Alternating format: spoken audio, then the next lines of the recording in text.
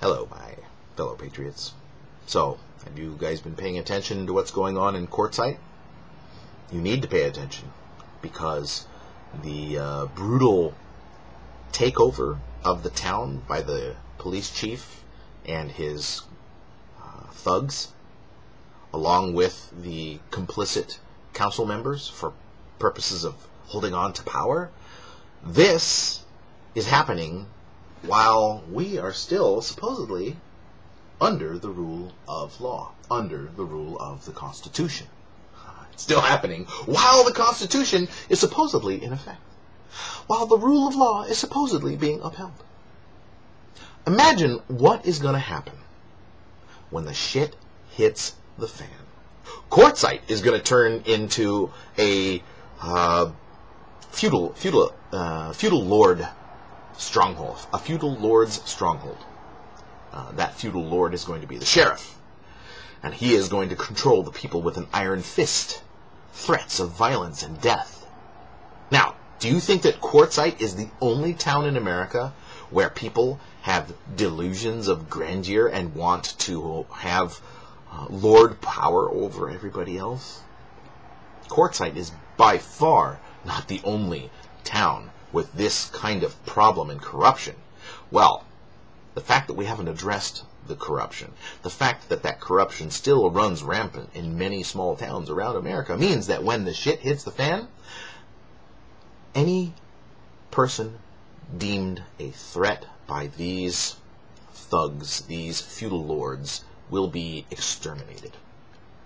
I do believe that if they know you exist in their town, if you've made a point of trying to warn people about the impending collapse, and people, the police especially, know you have weapons, know you have food, if they know about you in any way, you're dead, and your family is dead.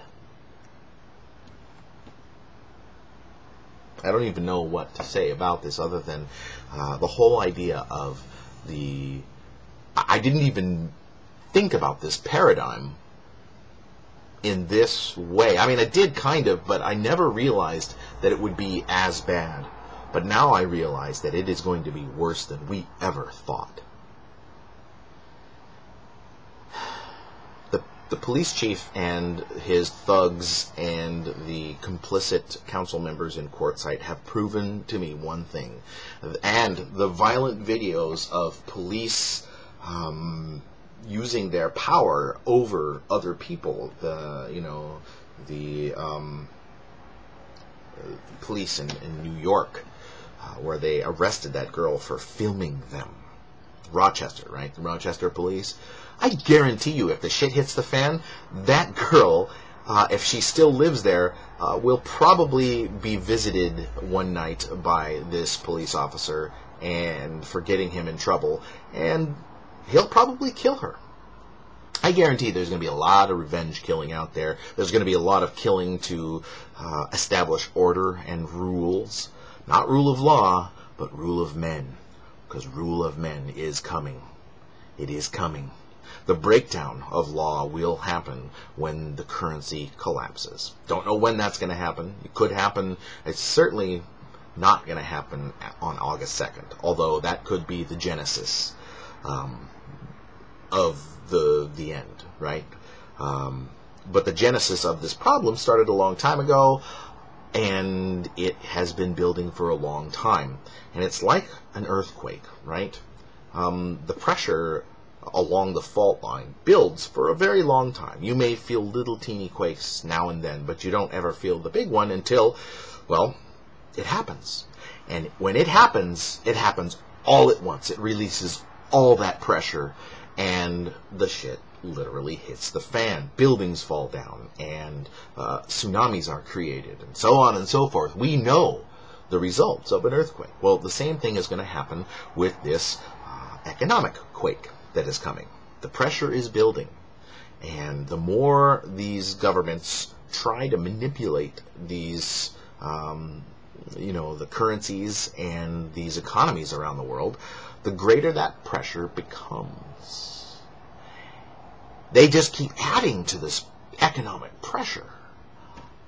The debt is pretty much the biggest issue out there. And if we had no debt but hyperinflation, both are pressure on the economy. So hyperinflation, you could print all the money we need, pay off the debt right away, but the dollar would be worthless. Okay, that's enough pressure to cause an economic earthquake.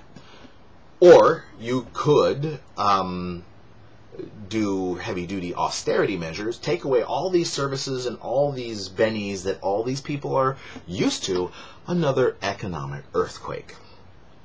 We don't have a choice. The economic earthquake is coming. And towns like Quartzsite, Arizona are going to emerge.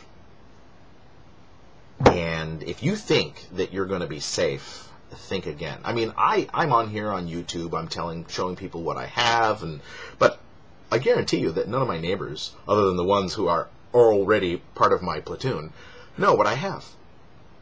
None of the police, other than those who are actually my friends, know what I have. They don't share that with anybody. Okay? We know that it's not wise to share these kinds of information with people you don't know. So, police I don't know have no clue that I have a bunch of guns, other than they do know I have a pistol, because a lot of times I open carry. But a lot of people open carry in this state. And, they're going to have a lot more to worry about than a guy who open carries a pistol, although they don't know. What they don't know is not going to hurt them. I'm not the kind of person who looks for power or is going to seek power even after the shit hits the fan. We have escape routes. We have, actually, I drove the escape route just last week. And we have GPS coordinates out on that escape route. And we have hidden some food, ammo, water filter. Don't hide the water. We have a K down water filter. So it's a small box. It's about this big. It's completely sealed with silicone sealant, the kind of stuff you would put into the like on a windowsill or something like that. Completely sealed the whole thing. It's airtight. I know that because I stuck it underwater in the bathtub and watched for bubbles. No bubbles came out. So now it's up in the woods and hidden in a very secret spot. You guys need to do this. Plan your escape route. Put boxes of food. We have freeze-dried 25-year food up there. You got to bury it at least 3 feet deep, and put a rock on top of the. We put a nice mossy rock on top of it, and it's buried in a salal bush. So this is great. So we spread the bush aside. Salal recovers very nicely. We dug the hole. We buried this down there. We took the GPS coordinates. We marked it down on our radios, and we then buried it back and put the leaves over, leaves and pine needles, and put a big mossy rock on top of the hole. We know exactly where that is, but no bear, no scavenging animal is going to find that. We made sure to wash the outside of the plastic so that there's no smell of any kind of, human skin oils or anything like that. And we just wanted to make sure that there was no excuse for any animal to go in there and try to dig it up. Now, we hope that it will last, and we think that it will. The point is, along our path, we have hidden food. We don't want to have it in our trunk all the time. It would just take up too much space.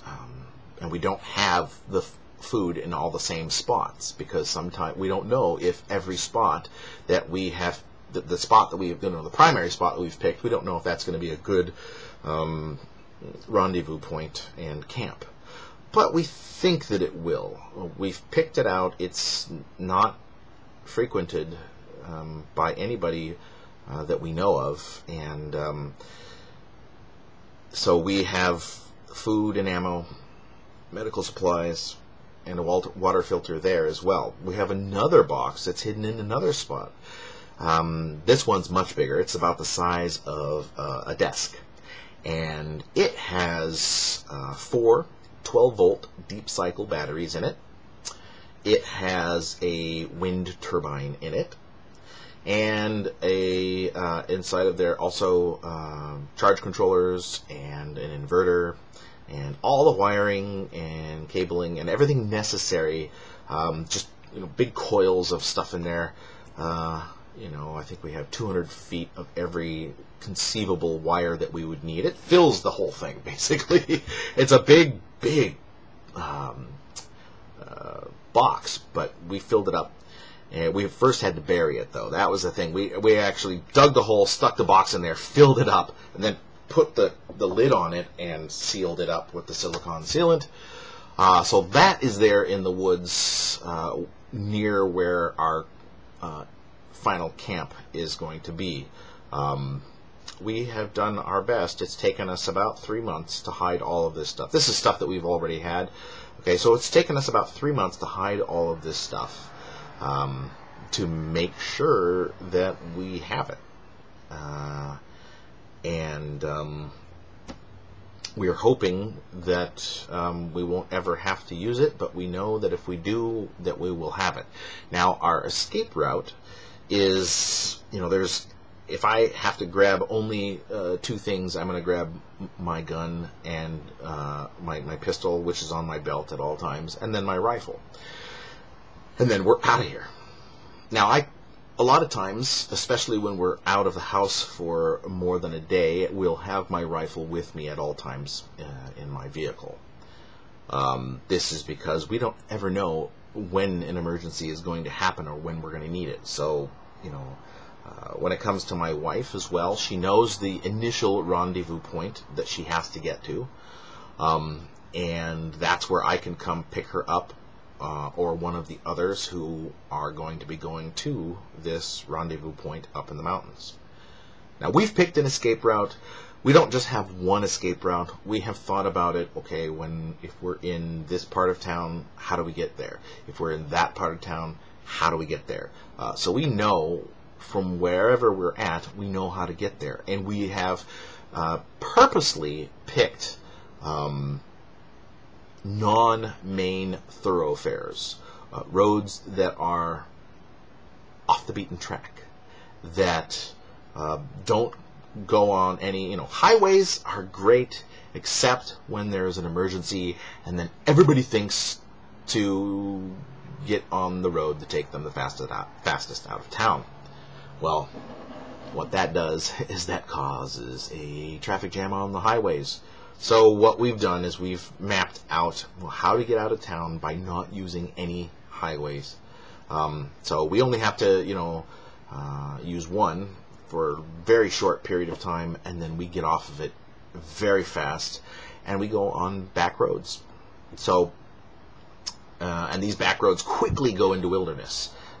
We're talking less than 5 minutes, and we are in an area where there are no houses, there are no people living there, and there are bears and cougars and bobcats, and so we're very close. We're only about, if you say from our house, we're only about 15 minutes from pure wilderness. Of course, that wilderness is surrounded by areas of population, but we know how to get between those. We've found little country roads that go between those areas of population, roads that are not well traveled.